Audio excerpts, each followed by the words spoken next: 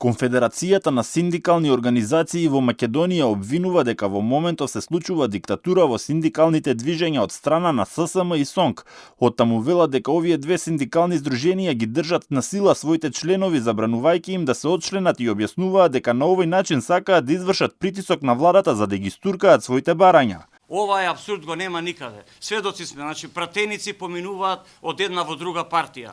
Градоначалници поминуваат од една во друга партија. Какви све нема действија и дејанија, за жал работникот не може да помини во друг синдикат. Они на тој начин сакаат да ја уценуваат владата, држејќи го со сила членството, демек они се така наречени за нас репрезентативни синдикати кои што единствено така знаат да делуваат. Во статутот на ССМ и СОНК во членот 13 стои дека секое доброволно истапување не важи во случај кога членот користел финансиски средства од тоа синдикално здружение, а отчленувањето може да се случи само по 3 години од денот на поднесувањето на барањето. Синдикатот реагира и на позициите на Уставниот суд, за кој тврди дека носел одлуки под притисок. Меѓутоа, ова што го добивме од Уставен суд, замислете, граѓани се има обратено до Уставен суд на 9.10.24 година, значи ланска година, каде што, фала Богу, утврдили уставните суди дека не може некој со сила да го држи граѓанинот согласно закон, согласно устав, согласно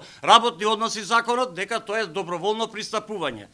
Што се случило од 9.10 до 11.12, значи за неполни 2-3 месеци, Уставниот суд ја стопира постапката за утврдување на уставност. Значи, овие уставни суди, јас еве јавно ќе кажам, очигледно не име местото тамо. Инаку од КСОМ денеска го повторија барањето и за повисоки плати и рекоа дека на Социјално-економскиот совет ќе разговараат со владата со цел да се изнајде договор за минималната плата биде 500 евра.